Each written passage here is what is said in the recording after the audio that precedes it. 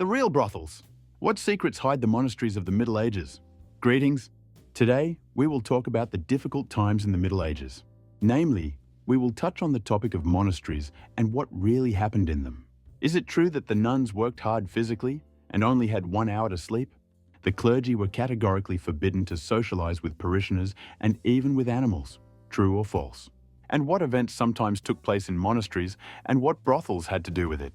Be sure to watch the video to the very end because we will tell you about the most intriguing facts of the Middle Ages. Grueling hard labor. First things first. What was the purpose of the first monasteries and what did the monks and nuns have to experience in the process? Most probably many of you think that life behind the walls of religious institutions was not so hard. Alas, that is not quite true. Let's start with the date of the first monasteries. It is believed that such institutions appeared in the 6th century AD. In fact, the Middle Ages begin with this period. Also, monasteries were created both for women and for the male part of the population. So, the main purpose of creating religious institutions, worship and abandonment of many vital values. A person entering the service adhered to a strict order. Suffice it to cite examples of celibacy and complete renunciation of romantic retreats, lack of personal property, and of course, regular prayers. But that's not all. Take, for example, women's convents. Representatives of the weaker sex could not count on all sorts of indulgences and gender peculiarities. Behind the walls of religious institutions, everyone was equal. One had to get up early, usually 1:30 in the morning, then prayer, after which everyone started breakfast. As for food, the nuns could not count on a great variety and sophistication of dishes. They were fed mainly with vegetables, bread, and meat. After all of the above, the women would go to the agricultural fields. In the fields, they worked really hard for several hours a day. It is noteworthy that they worked for free because in the monasteries, there was a practice of free labor. But no one was left idle in the institutions themselves. In most cases, both nuns and monks were engaged in transcribing religious texts. The work was exhausting, monotonous, and long hours, especially since it required the skills of diligence and constant concentration. Interesting fact, it turns out that the first emoticons, which are used in everyday correspondence almost every person, appeared in the Middle Ages. You will be surprised, but it was monks who invented such symbols denoting different human emotions. As you can guess, behind the walls of the monasteries of the Middle Ages, there was a grueling hard labor. As for rest, we should only add that there was only an hour of time for sleeping. As we have mentioned before, the clergy would get up at 1:30 in the morning, start praying, etc. No contact with parishioners or animals. Due to the fact that ordinary people regularly visited monasteries, they crossed paths with nuns and monks.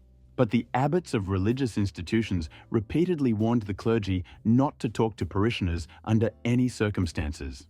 Any contact, even visual, was strictly forbidden. The same was true of domestic animals. Yes, during the Middle Ages, people had very different ideas about the animal world, because science was still underdeveloped and much was yet to be discovered. Nevertheless, the fact remains that animals did talk to animals. That's what the nuns did. By the way, they often did not hold back, and therefore communicated not only with animals, but also with lay people. This was mostly the case in the absence of superior officials. And this is not the only prohibition, which was violated by female representatives of the female sex. They gave in to temptation and forgot about the most important thing.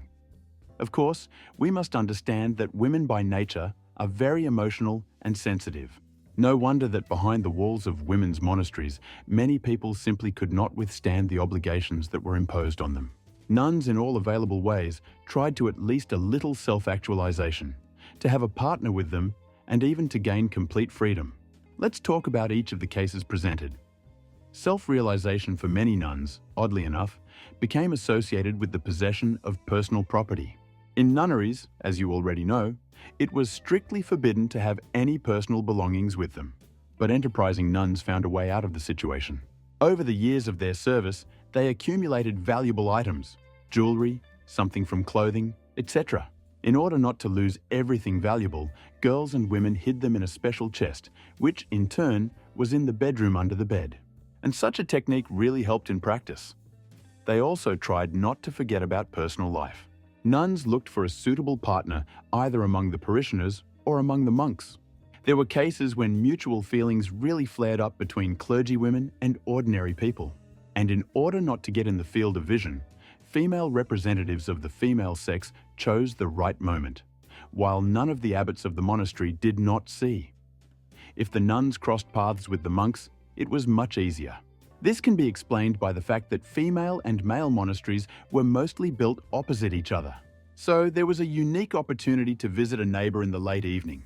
In a minute, we will reveal the truth of what was happening at that moment. Despite the prohibition of leaving the convent voluntarily, the nuns did leave the confines of religious institutions. All it took was the help of a partner in the form of a parishioner they liked. The couple would reunite at an opportune moment and then run away. It is known case when a nun named Joan managed to escape from the monastery with her lover. But nothing good followed. The status of the girl went to the category of apostate, after which she was forced to return back. The passions are not childish. When it comes to monasteries and sacred topics in general, we want to hope in nobility and common human sense. However, the monasteries of the Middle Ages proved that even there are human vices, especially those related to the prohibition of celibacy. To begin with, nuns did indeed have seclusion with monks. Such a connection between the clergy became possible after one interesting incident. It consisted of girls and women putting a lighted candle near the window before going to bed. The men who lived across the street would see this and realize that it was time to get ready. The couples would then be left alone together, with the nuns in their clothes and accompanied by other women religious. In this way, they demonstrated that the prohibition was not in fact being violated. But in some situations, such passions went beyond the limits of permissiveness. Sometimes the clergymen of medieval monasteries put all norms of morality and prohibitions to the last plan. After that, they got drunk on hot drinks, invited cavaliers, and even organized mass events for adults. The Littlemore Monastery in Oxfordshire is a good example of this. It is not without reason that many sources indicate that religious institutions even became full-fledged brothels. Fortunately, such practices were eventually banned, and higher clerics brought order to both women's and men's monasteries. Conclusion. Thus, the monasteries of the Middle Ages became not only the embodiment of sacredness and worship. In that period, human vices were traced even in such places, and therefore, nuns and monks disregarded many prohibitions and rules of behavior. Lots of inhibitions and lots of restrictions. A day in the life of a medieval nun. Greetings! Today, we're going to talk about how nuns lived in the Middle Ages. What had to be sacrificed to get into a nunnery? Is it true that the nuns were watched by the daughter of the famous William the Conqueror? And how entertained nuns to get rid of monotony and even break some rules? Be sure to watch the video to the very end to have a full picture of the life of a medieval nun. The appearance of the first monasteries. As you have already guessed, some of the first female convents appeared in Western Europe. Mentions of such constructions refer to the IV century AD. Women who worshipped God and aspired to a moderate ascetic life just awaited their fate in monasteries. True, not every representative of the female sex could withstand the test before being ordained as a nun. Harsh conditions of entry. Perhaps some of you think that devoting your life to worship is a fairly simple occupation, accompanied by no weighty obstacles. Alas, but the female part of the population of medieval Europe had to go through several tests. Because these rules were formed around the beginning of the VI century and applied to all applicants. First, donation to the monastery. Even in those days, it was necessary to invest financially, so that such an act to prove their desire to help others.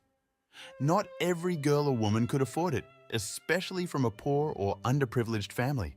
But ladies from the upper classes could afford it. Second, to start a new life, a woman had to give up many things.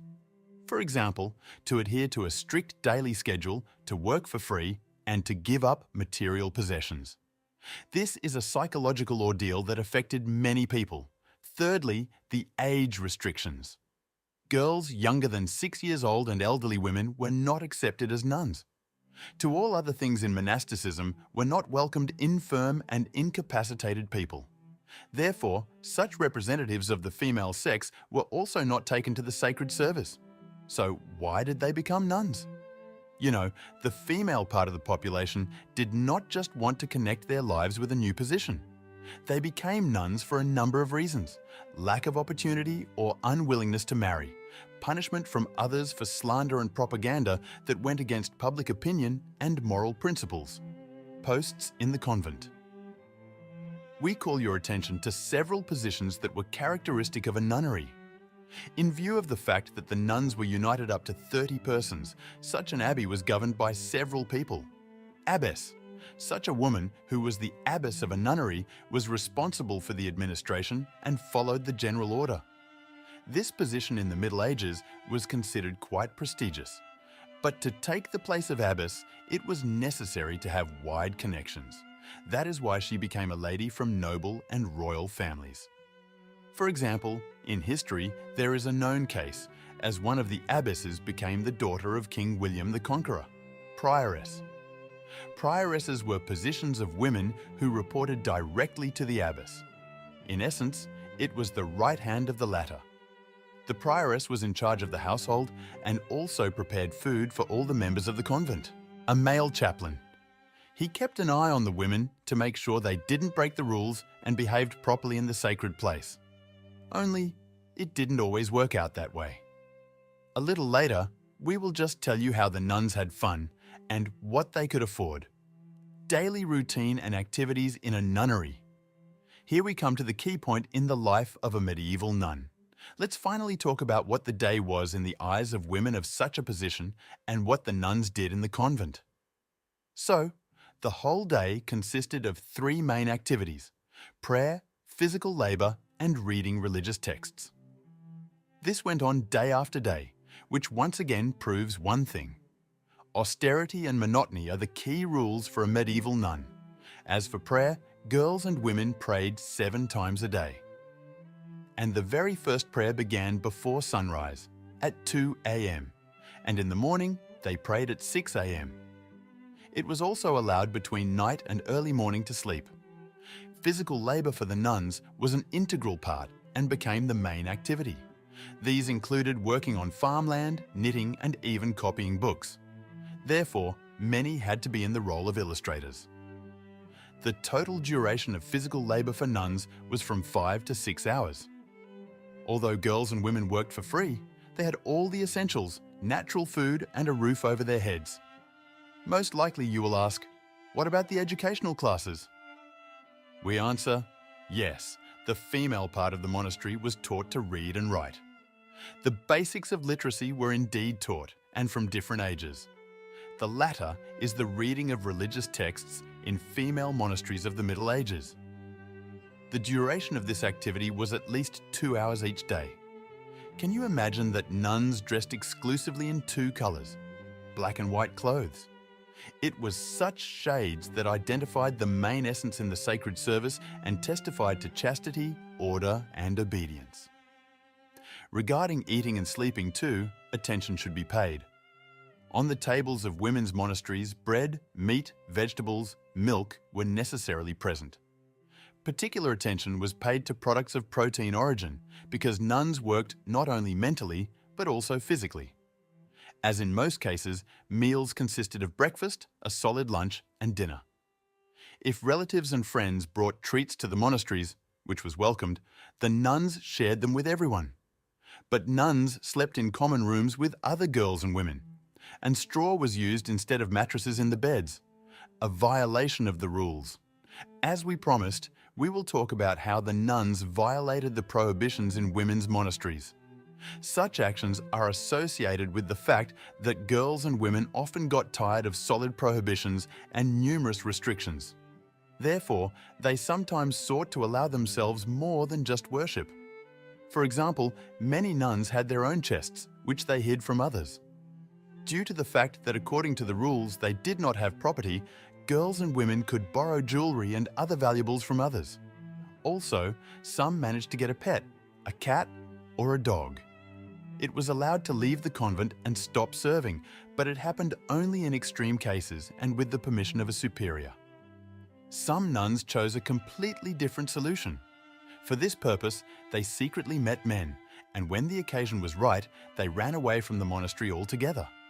In order not to attract attention from others, nuns spoke in whispers or used gestures. Lastly, nuns often had affairs with members of their own sex. A new law passed at the time prohibited same-sex marriages. To avoid suspicion and responsibility, women slept with a lighted candle and kept their clothes on. Conclusion. Thus, the life of a medieval nun is full of prohibitions and restrictions. Even before entering a new position, many girls and women experienced a number of difficulties. Yes, and after the assignment of a new status, part of the nuns could not fully adapt to the new conditions. Because of this, various violations regularly occurred.